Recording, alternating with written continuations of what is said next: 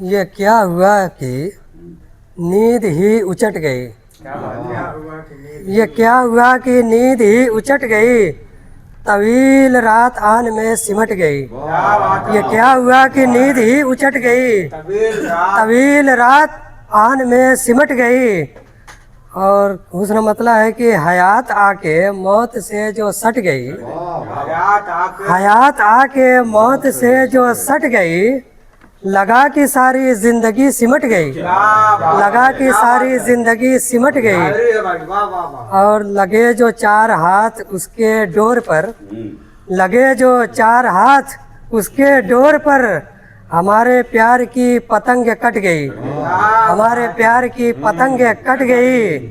और जिधर तेरा वजूद ही न मिल सका, जिधर तेरा वजूद ही न मिल सका, मेरी निगाह भी उधर से हट गई। जिधर तेरा वजूद ही न मिल सका, मेरी निगाह भी उधर से हट गई।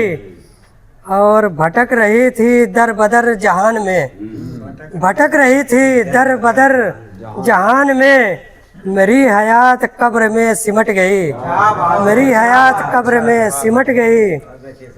और भंवर से जंग के लिए, भंवर से जंग के लिए चली थी जो, भंवर से जंग के लिए चली थी जो, वो कश्ती उम्मीद भी पलट गई, वो कश्ती उम्मीद भी पलट गई।